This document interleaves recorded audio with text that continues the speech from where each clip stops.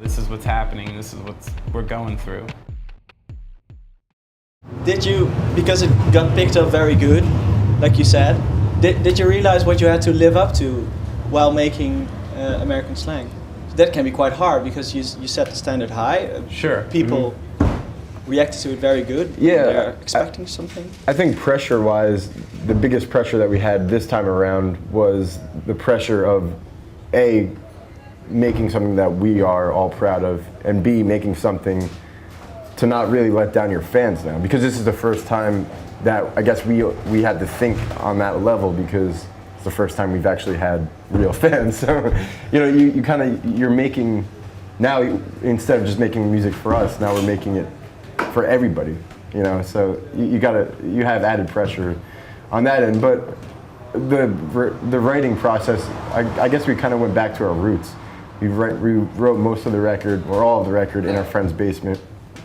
So we were out of the, I guess, the spotlight of. Yeah, it's also in New Jersey in the winter. Yeah, we were in our comfort place, I guess, and you know, which is uncomfortable. Exactly. Yeah. But you're used to uncomfortable. Exactly. I mean, like we were just talking about this before. This winter in Jersey was it was tough. Long, dark, cold winter. We had a rough winter this year, just weather-wise, you know, and just leaving your house every day and doing something and making, you know, it takes this sort of thing, and I really think it's evident on the theme of the album, you know? It's not as sunny as the last record. The last record was in sunny Los Angeles for 6 weeks, where every day you wake up and it's 75 degrees Fahrenheit.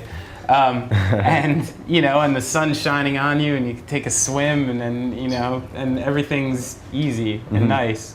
And, you know, the Northeast in the winter is not easy and not that nice, you know? Can you give us a specific example of how we can hear that cold winter back on American Slang, or is it not that easy? I would say the long walks that each of us took to the train station, to our cars, drives home maybe.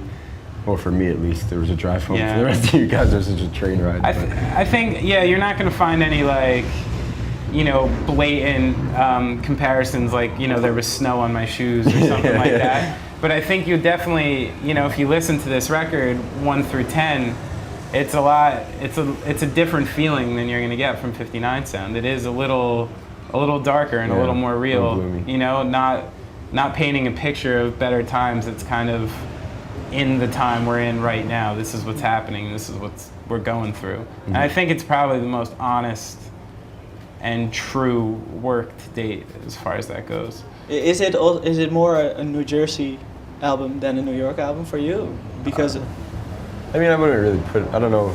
I don't really know. How do New York and New Jersey relate to each other on this album? Because there are a lot of references to Brian, I've said before, Brian is an element. He's really whatever element he's in, that is what he thrives off. It's really autobiographical in that way.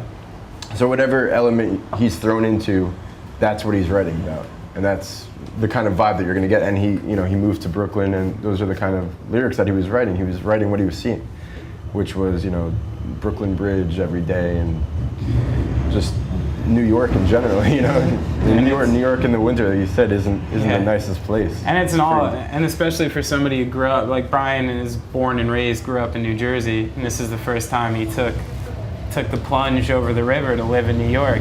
It's an overwhelming place, you know, like,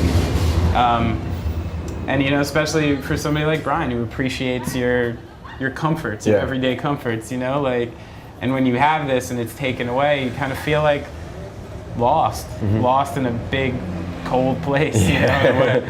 Do you think he needed this change of environment? I don't know if he needed it, but I think he enjoyed it. I think he did it kind of intentionally. I think he realized the timing of when we were going to do the record and when he needed to be inspired were kind of coinciding. And it's something he told me when he wanted to go there. The thing was that, you know, but like Benny said before, none of us had really a place to live. So when we got home and it was time to have a place to live, he was like, where's somewhere him and his wife have always wanted to live, and now we could actually do it. And then Brooklyn was that place. So I think he's coming back to Jersey though. Yeah. But that is why it's, a lot of the themes are New York, and it's just because Brian was taking a trip from Brooklyn to Manhattan every day when we recorded, Yeah. That's what he saw, what he was dealing with, and that's what appears on the record. Has he already picked up on the New York mentality, or? No. When you're born and bred Jersey, you have that Jersey thing forever. He doesn't have Brooklyn. No, nothing about him is Brooklyn. No, there's a part of New York, and even I'm always you ask like the relationship between Jersey and New York, and it's typically, New Jersey really likes New York. Yeah. We go there, we visit. New York doesn't always like New Jersey. That's a thing. I have family members who have never left New York City. Yeah. And I'm like a Philistine because I'm from New Jersey, some cultureless. Yeah. It's weird. People have such a misconception of what New Jersey really is. But it's true. I mean, whatever. Sure. If you were There's born and great raised parts. in Manhattan, you would be going to museums all the time and stuff like that. And we spent all of our time at like the mall. It could never be better on the other side of the Hudson. They're thinking. Not to them. Yeah. Not to them. They're very. Who wants to live in Manhattan? They got a lot of that. Very snub-nosed.